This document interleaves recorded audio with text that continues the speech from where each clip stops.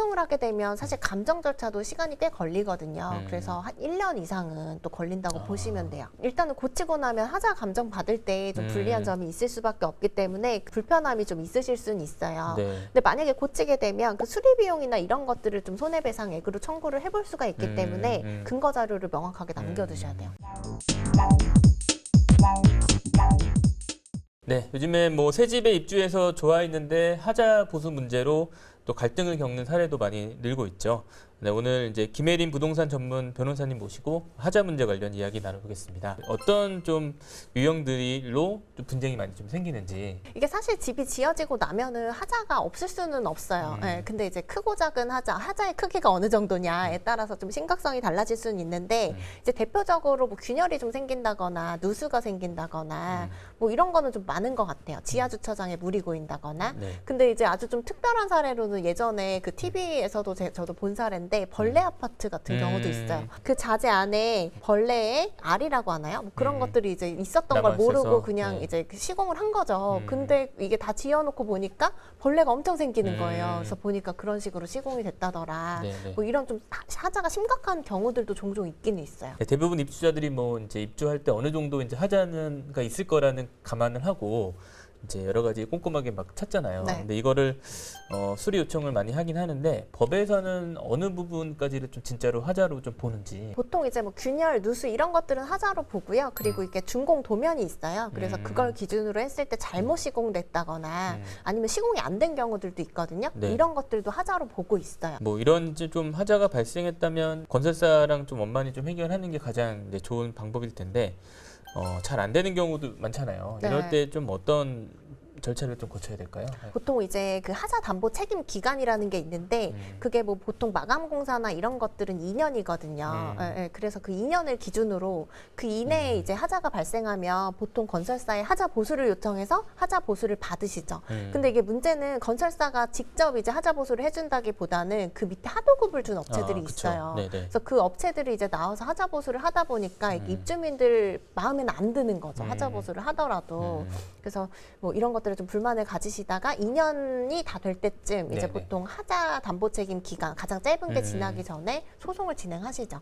그래서 그거를 이제 하자 보수에 가름한 손해배상 청구를 하셔가지고 네. 손해배상액을 받으셔서 그걸로 직접 이제 하자 보수를 하신다거나 그런 네. 경우가 많아요. 좀 이런 하자가 발생했을 때 좀 뭐 지자체나 공공기관에 좀 도움을 받을 수 있는 방법도 있을까요? 근데 이게 하자 분쟁 조정 위원회라는 제도가 있기는 있어요. 그래서 여기서 이제 웬만하면 뭐 하자 감정이나 이런 걸 또 해주셔가지고 네. 뭐 원만하게 좀 해결할 수 있도록 도와주시긴 하거든요. 근데 이제 뭐 여기서도 사실 결정이 나오더라도 이게 당사자끼리 해결이 안 되면 결국에 네. 소송으로 또 가시는 거죠. 보통 뭐 이제 그런 준공 검사를 승인을 해주기 전에 이제 하자가 발생하면은 뭐 민원을 넣어서 이제 지자체에서 와서 한번 보고 준공 승인 안 해주는 그런 경우도 좀 있더라고요. 네, 맞아요.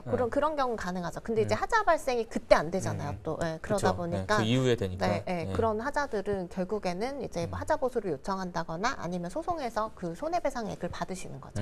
이 하자 보수도 그런 청구 기간들이 좀 요소별로 좀 정해져 있다 이렇게 네. 하는 걸 알고 있는데 좀 어떻게 될까요? 그래서 이제 간단한 마감 공사나 이런 것들은 2년 내에 청구를 하셔야 돼요. 그래서 전유 부분은 입주자에게 인도한 날로 보시면 되고 공용 부분에 대한 하자는 사용 승인일로 보시면 돼요. 그래서 그때로부터 2년이 넘으면 이제 청구를 할 수 없다는 점을 좀 유의 깊게 보셔야 되고, 근데 하자의 종류에 따라서 사실은 하자 담보 책임 기간이 다 다른데 보통 이제 가장 짧은 게 2년, 그리고 가장 긴 건 10년. 10년까지 청구할 수 있는 거는 그 건물 자체에 무슨 구조에 문제가 생긴다거나 정말 큰 문제. 네, 맞아요. 그런 경우에는 10년까지도 이제 청구가 가능하다라고 알고 계시면 될 것 같아요. 원만히 해결을 하는 게 제일 좋은데 그렇지 않을 경우에는 결국 소송으로 이제 가게 되는데 이것도 뭐 쉽지 않은 소송일 것 같긴 해요. 그런 책임 소재를 또 밝혀야 되니까. 네. 그런 부분에 있어서 좀 어떻게 소송이 좀 진행될지.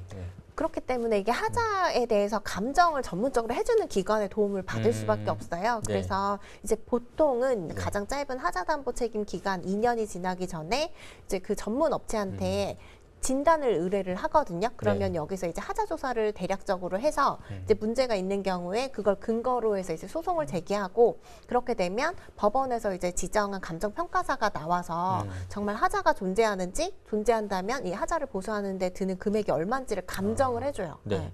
그래서 그 과정에서 이제 손해배상액이 정해지는 거죠. 보통 그렇게 정해지면 입주민들이 원하는 만큼 그 소송, 그 처리가 네. 될 수 있는 충분한 금액이 나오나요? 보통은 만족 못 하시죠. 왜냐하면 이게 금액이 이제 법원으로 가면 좀 엄격하게 판단할 네. 수밖에 없기 때문에 그렇죠. 이제 내가 생각하는 금액보다는 좀 적게 나와서 불만을 가지실 확률이 높죠. 그리고 하자를 그냥 둘 수가 없으니까 좀 수리를 하시는 경우도 있거든요, 네, 직접. 네. 그런 그쵸. 경우에는 이제 하자가 어떤 부분이 발생했다는 거, 그리고 수리를 어떻게 했고 견적서라던가 뭐 이런 자료를 좀 남겨두시는 게 좋겠죠. 그리고 무엇보다도 하자담보 책임 기간을 넘기지 마셔야 되는데 네. 이거를 종종 넘겨가지고 좀 내가 손해배상을 받을 수 있는 하자가 줄어드는 경우들이 좀 있어요. 그래서 이거를 좀 기간을 좀 지키셔서 청구를 하신다거나 뭐 이런 것들을 생각을 하셔야 될 것 같아요. 예를 들면 뭐 건설사 측에서 해주겠다 네. 했는데 계속 차입을 밀어서 기간이 다 되어가는 네. 경우도 있을 거 아니에요. 그럴 경우에도 기한이 넘기기 전에 이제 소송을 하는 게 중요한 건가요? 네, 그러셔야죠. 그런 경우가 많아요. 그래서 건설사에서도 이제 뭐 간혹 건설사가 또 브랜드 이미지나 뭐 이런 거 생각해서 네. 적극적으로 하자 보수를 해주는 경우들도 있어요. 그리고 뭐 하자 관련해서 손해배상 청구 소송을 하면 그거에 대해서 이제 그냥 손해배상을 물어주거나 브랜드 이미지 때문에 그런 경우도 있는데 또 말씀하신 경우처럼 계속 이제 하자를 보수를 해주는 척만 하면서 해주지 않는다거나 뭐 네네. 차입을 미룬다거나 이런 사례들도 많아서 그러다 보면 기다리다 보면 이제 하자담보 책임 네. 기간을 넘어버리는 사례들도 있어요. 그래서 그런 것들을 이제 그때그때 청구를 해두시고 또 하자담보 책임 기간이 끝나기 전에 최소한 청구는 해두시되 또 소송까지 진행하시면 더 좋고 그렇기는 해요. 네. 소송은 보통 입주민들이 이기는 경우가 많나요? 손해배상 금액이 얼마가 나오느냐의 싸움인 거죠. 그래서 하자는 무조건 발생한 네. 부분들이 있기 때문에 근데 이거를 이제 하자 보수하는데 충분한 금액이냐 아니면은 좀 부족한 금액이냐 그 차이가 있을 것 같아요. 보통 얼마 정도 기간이 걸리나요? 소송 기간이? 소송을 하게 되면 사실 감정 절차도 시간이 꽤 걸리거든요. 그래서 한 1년 이상은 또 걸린다고 보시면 돼요. 그러면 또 1년 동안은 어쨌든 이게 뭐 완벽하게 수리를 또 자기 돈 들여서 할 수도 없는 걸 거 아니에요? 네. 그렇죠. 일단은 고치고 나면 하자 감정 받을 때 좀 불리한 점이 있을 수밖에 없기 때문에 그대로 유지를 하면서도 이제 하자 감정을 받으셔야 된다는 불편함이 좀 있으실 수는 있어요. 네. 근데 만약에 고치게 되면 그 수리 비용이나 이런 것들을 좀 손해배상액으로 청구를 해볼 수가 있기 때문에 근거 자료를 명확하게 남겨두셔야 돼요. 구축 아파트를 이제 매매하시는 분들은 집 안을 또 새롭게 고쳐서 인테리어를 해서 이제 사시는 분들이 참 많은데 인테리어 하자도 요즘에 좀 피해 사례가 좀 많은데 어떤 경우가 좀 있을까요? 견적받은 인테리어랑 다르게 시공을 하는 그쵸. 경우들이 네. 있고 또 인테리어 그 뭐 누수가 발생한다거나 아니면 뭐 균열이 있다거나 뭐 그런 문제들이 또 발생할 수가 있겠죠.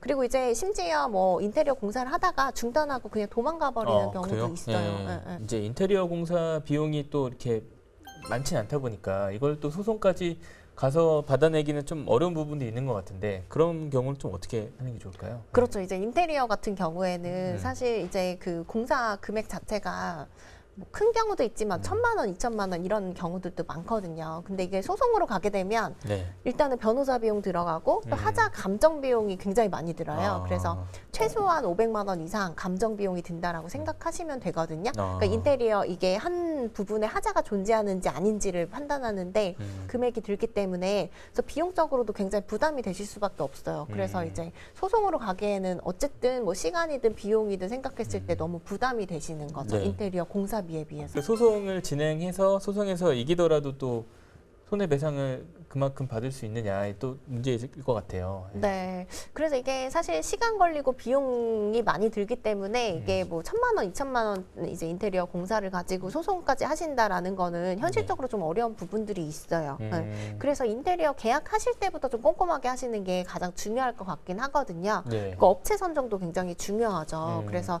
이게 뭐 사고가 좀 많은 업체라던가 뭐 이런 경우에는 뭐 좀 지양을 하시는 게 좋겠고 또 간혹 업체도 계속 이제 그 명의가 바뀐다거나 이런 경우들이 있어요. 네, 그 위치는 계속 똑같은데 음. 그런 경우에는 사실 문제가 있는 업체의 가능성이 높죠. 그래서 음. 이런 것들을 좀 확인을 하셔야 되고 또 이게 등록업체에 공사를 맡기시는 게 좋기는 해요. 네. 근데 이제 1,500만 원, 공사비가 1,500만 원 이하면 또 등록업체가 아니어도 할 수가 있기 때문에 이런 경우에는 더 이제 꼼꼼하게 업체를 좀 선정을 하셔야 되는 거죠. 그 업체를 이제 고를 때 그런 부분들을 좀 어떻게 좀 확인을 하는 게 할 수 있을까요? 일단은 첫 번째로 등록업체인지 여부를 확인하시는 게 좋은데 네. 이게 건설산업 지식정보 시스템이라는 게 있어요. 거기에 음. 가보시면 이제 등록업체 확인을 하실 수가 있거든요. 네. 근데 웬만하면 이제 등록업체한테 맡기시는 게 좋고 작은 공사에 이어서 등록업체가 아니어도 된다라고 할 때는 네. 이제 그 업체에 대해서 좀 꼼꼼하게 보셔야겠죠. 그래서 그 지역에서 그 위치에서 얼마나 오랜 기간 이제 그 사업을 이어왔느냐라던가 아니면은 이게 또 대표자라던가 명의가 계속 변경된 사실이 없느냐라던가 뭐 평판이라던가 뭐 이런 것들을 좀 보셔가지고 그리고 기존에 이제 이 업체가 공사한 것들도 있을 거잖아요. 네, 그래서 그런 사례를, 것들도 네. 좀 확인을 하시는 게 좋을 것 같아요. 그리고 견적서를 받으실 때도 네. 이게 일괄해서 얼마 이렇게 쓰는 경우가 많거든요. 근데 이렇게 되면 계속 추가금이 발생할 확률이 높아요. 그렇기 때문에 좀 최대한 좀 상세하게 하시는 게 좋기는 한데 뭐 예를 들어 주요 마감재 같은 거는 브랜드까지 좀 명시를 하신다거나 네네. 뭐 그렇게 하시는 게 좋고 또 이제 계약금 잔금 지급 비율도 좀 계약금을 지급하는 비율을 줄이고 잔금을 많이 지급하는 방향으로 가신다거나 잔금 지급을 완전히 공사가 끝나고 하자를 충분히 이제 검토할 수 있는 시간이 지난 다음에 뭐 하도록 한다거나 이런 부분들을 좀 지키시는 게 좋죠. 방금 말씀드린 거 말고도 하자 이행 보증 보험에 가입할 수 있는지 여부를 확인하시는 게 좋아요. 이게 뭐냐면 이제 그 업체가 영세한 업체들이 많다 보니까 네. 공사를 해서 문제가 생겼는데 이제 뭐 소송을 하실 수도 있고 어쨌든 손해배상이나 하자 보수를 받으셔야 되는데 업체가 없어져 버리는 거예요. 폐업하거나 갑자기 뭐 없어져 버린다거나 뭐 자력이 없어서 돈을 주지를 못한다거나 이런 일이 발생할 수가 있기 때문에 하자 이행 보증 보험에 미리 가입을 해두시면 이게 공사 끝나고 가입하실 수 있거든요. 가입을 해두시면 그러면 이제 나중에 이 업체가 없어지거나 뭐 돈을 못 받는 상황이 오더라도 보험 회사에서 받으실 수가 있어요. 근데 이거는 이제 그 계약을 하실 때 업체에 공사를 맡기실 때 이게 네. 가입이 가능한 업체인지를 미리 확인을 하셔야 되는 거죠. 네, 그래서 이게 그 업체의 신용도나 아니면 보험 사고가 많이 발생한 업체라던가 이런 경우에 가입이 어려울 수가 있거든요. 그래서 이걸 좀 미리 확인을 하셔서 가입이 안 된다라고 하면 이 업체는 좀 공사를 안 하시는 게 좋긴 하겠다. 당장 시공이 끝났을 때는 좋아 보이는데 이게 뭐 몇 개월 뭐 며칠 이렇게 지나고 나서 발생하는 경우가 있잖아요. 네. 이제 그랬을 때 돈을 이제 뭐 나중에 몇 개월 후에 이제 확인하고 지급하겠다. 네. 이런 건 좀 현실적으로 네.